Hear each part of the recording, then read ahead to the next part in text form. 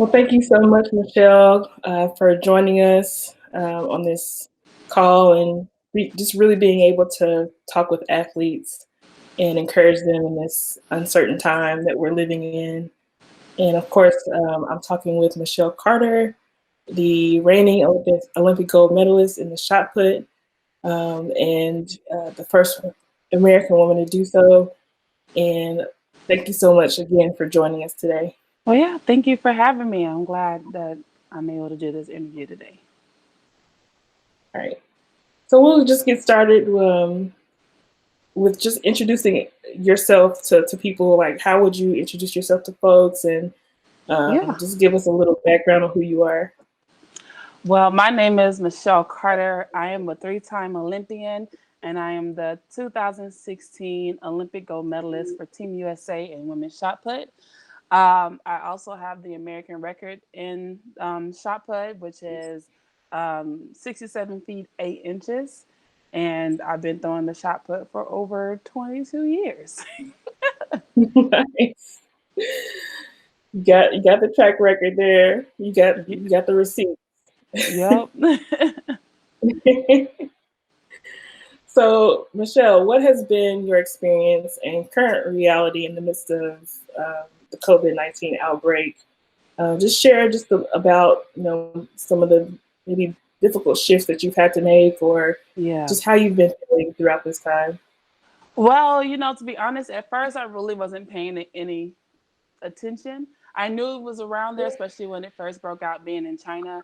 But I think when I really started paying attention more was when they canceled the NBA.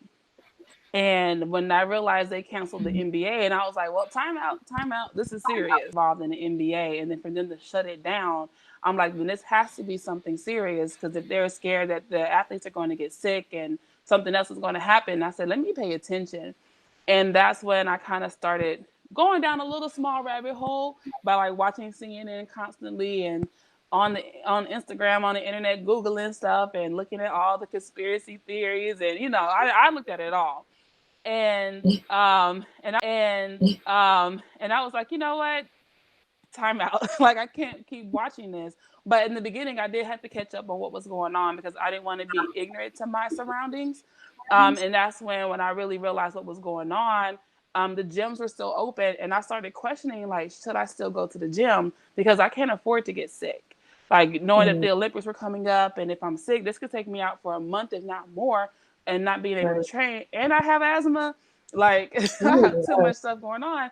So right around the time, I remember going whenever the NBA closed. I think it was like on a Tuesday, and I think the last time I went to the gym was that following Monday. And I was telling my dad, like, do you think I should back off? Like, I don't know, because it's spreading in Texas now. And then the next day they closed all the gyms. So I was like, Mm, thank you, Lord. So it was a hard decision for me to make. So it was made for me. But mm, so now knowing that, I'm like, okay, this is what I can't go to the gym, but that's okay. I don't want to get sick. But then now seeing how long everything's going to be prolonged, and now that the Olympics are pushed back, I'm grateful so that we're mm, protected. But I was a little sad at first because you do train for this moment. We're kind of on this schedule. Your body kind of knows, okay, this is the time we do this, and this is the time we do that. And I'm supposed to start traveling soon. I know I'm gonna start itching because I'm gonna be stuck in my house for a long time. mm, But I'm looking at it as a positive, as um, I'm safe at home and mm. I get to have this time to kind of relax. And I've been in my townhouse for like 3 years, and I got married last year, and we still haven't finished unpacking and organizing and decorating. So it's giving me time to do things that I normally wouldn't get to do if I was still training and getting ready for track season. Right, right. Yeah, you talked about that domino effect of things happening. Like, they cancel NBA games, they cancel all NCAA events Yeah. and championships, and it's just kind of a domino effect of this is a reality that we really have to process through. So you talked a little bit about it, but how are you handling the grief or pain of the sport being postponed, or what advice would you give to athletes who are like in the same situation? Like athletes all over the world are in this situation now of Yeah. really Um, just having to sit in place. Yeah, for me is you can only control what you can control. There are things that are always outside of our control that we can react to, and what we can control is how we react to it. Mhm. Um, so at this moment, if it was canceled, I'm okay with that because I feel like it was in our best interest, and I kind of rest in that they're going to make the best decisions for us, and for our safety. But then also, I also know that God's timing is perfect, Mm, so that anything that happens doesn't happen without Him knowing it. So right. if He's allowed it to happen, then I'm okay with it. Mm, that's good. So, in a time where the world is, really feeling anxious and fearful, just like you said, kind of this out of control or just losing the illusion of control that we had in the first place, Yeah. right? Where do you turn to find hope, or where do you find community right now? I would say I find, well, first of all, I find my hope in Jesus Hmm. because He is God and God is God and He's all knowing, all powerful, all everything. Right. So every little thing that happens in my life doesn't happen by chance, doesn't happen by accident. It happens because that's what He wants to happen. Hmm. Good, bad, or indifferent. You Right. know, He has a plan for every single thing that happens. That leaf that fell off the tree, there's a plan for that leaf. So if He got a plan for how the trees and the birds and the animals operate, He definitely has a plan for me. Mm, So I find hope in that and not get too discouraged. And I can kind of build on that in another way because in 2016, right before I won, there was a series of things that happened that led up to me winning that weren't like the best situations. I got hurt and I was sick and I had all these things happen, but God worked it out at the end in a way that I know that He is God and that He's in control and He's going to work it out for His glory. right. So I take that experiences that I've had and other testimonies that I've heard, and I put that into my situation now, knowing who He is and having hope that He fulfills His promises and He will always take care of me. And then I find community by reaching out to my friends. I'm here Mhm. with my husband, so I have that community.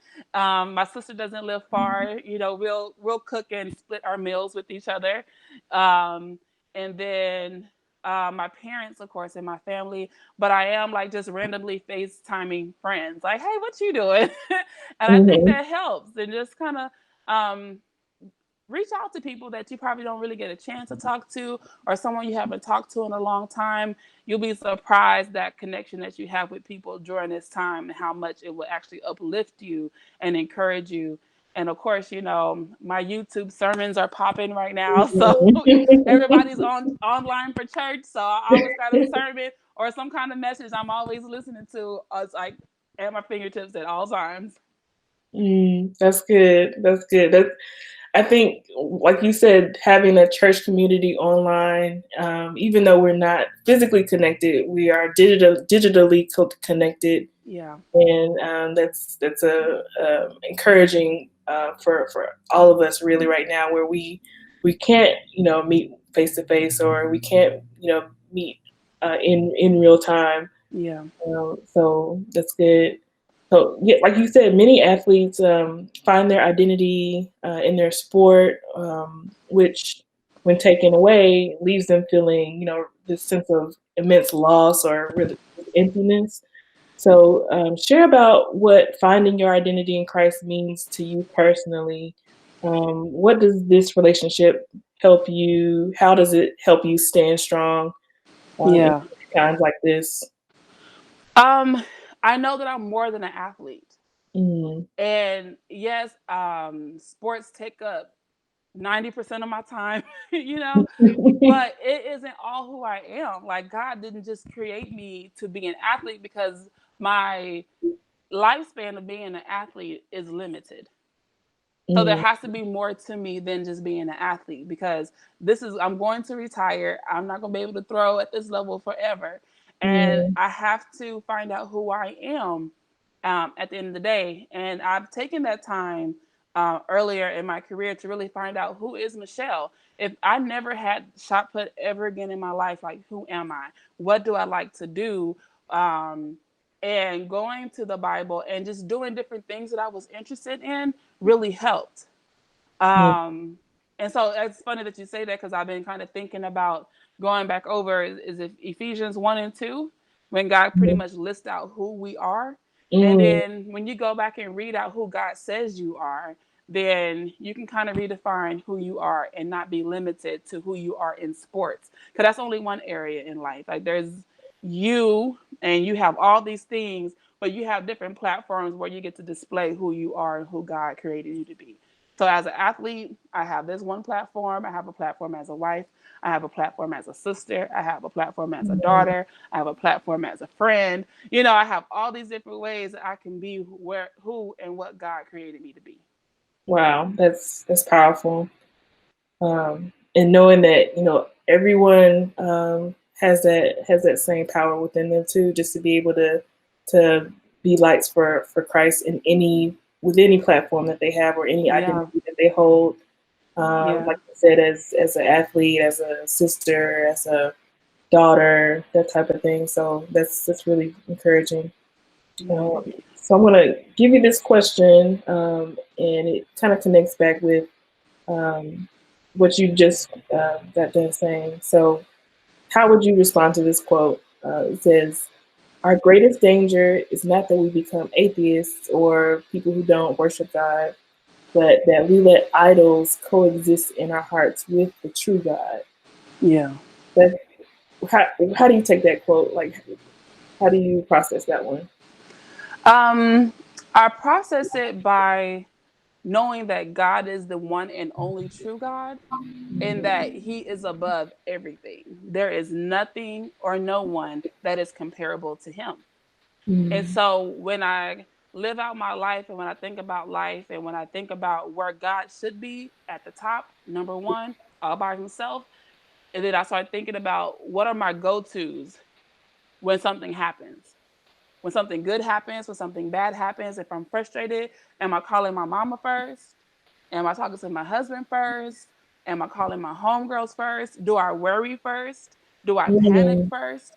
And if I am doing those things, or like if you have a moment, you go shopping, that's what you do first. Like that's when you have to kind of evaluate yourself in your heart and ask yourself, am I going to the right source? And in those moments, you have to consciously, purposely go to God first. And anything else that we go to before Him, we have now placed that thing above Him. mhm, And um, and I think that's something that we will always struggle with in our human nature. Because the minute you're upset, your mom is sitting right there, your mom is only a phone call away, your homegirl's right there. You can see them, so it's easy to go to them first. mm, And it could be even just as small as just taking a hot second. As soon as you get mad, upset, hear that news, get frustrated, be like, okay, Lord, what are you trying to tell me? What do you need me to do? Or Lord, I don't know what to do. Can you help me?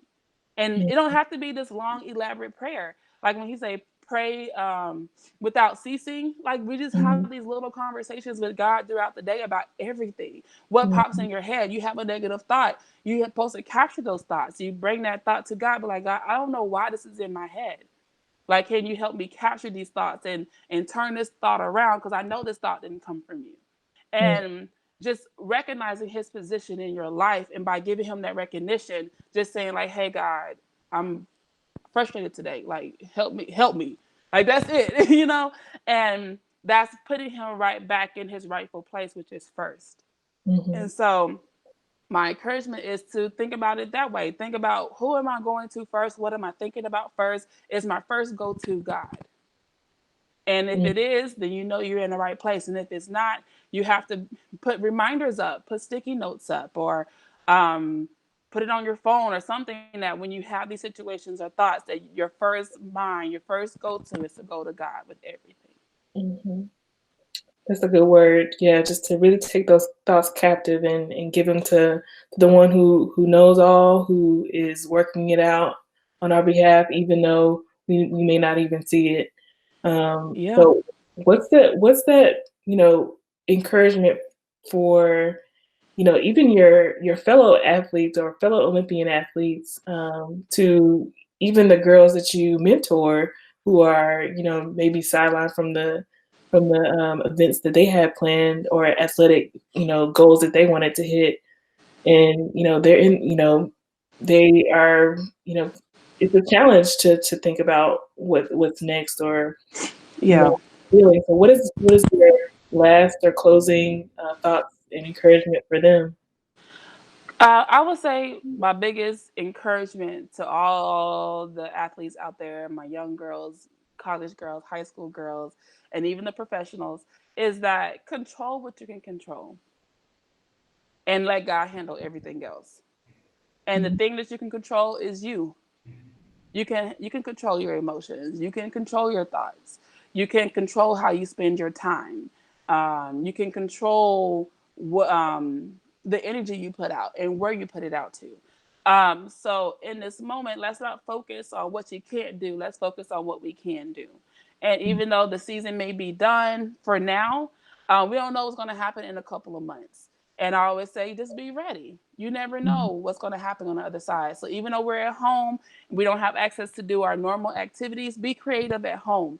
So, like, say, if you still are in track, and let's say summer track opens up this summer, you can still do push-ups, sit-ups, lunges, do your drills in the driveway or in the garage, or go outside and like just do some running. Like, still take care of yourself, still do what you can, because you just never know what's going to happen on the other side. And activate our faith and not just believing that God is going to work it out, but acting as if God is going to work it out. So as of right now, before we got the delay of the games, I was like, okay, Lord, right now they haven't told us anything, but I still have to practice. So I did what I could. I was still throwing. I was able to do drills. I'm at home trying to do push-ups. I'm doing lunges, trying to step up my ab game, going walking. So I'm doing all these other little small things that probably most likely get overlooked in my normal training. So it's Mhm. kind of I get to take a couple of steps back. That's going to propel me. Did I say that right?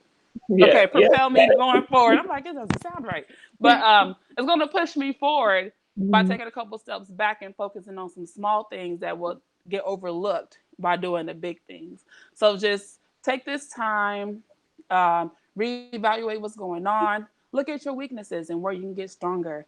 And then I will also say, explore your other crafts, interests, and hobbies. If you like to paint, paint. If you're into nails, start painting your nails and doing nail art. Just have fun and enjoy your time. And also make sure you spend some of that time with God as well. Like, just sit down, read your Bible, pray to Him, and ask Him to show you um, what to do, because sometimes we don't know what to do, and you may be feeling down about it, but when we take it to God, He's going to show us. He's going to start giving you ideas. It's not like you're going to have this big vision all of a sudden, but He'll start laying things into your heart. You may have this urge to start drawing. You may have this urge to actually do a podcast. Like, you don't know what's going to happen out of it, but definitely go to God, ask Him what to do, control what you control, and enjoy your time, and be creative and do your hobbies and your crafts. Well, Michelle Carter, thank you so much for joining us and giving our athletes some encouragement to stay encouraged, to activate their faith, and to give everything to God, and let Him handle the rest. So, Yeah. thank you so much for taking Thank the time you. again.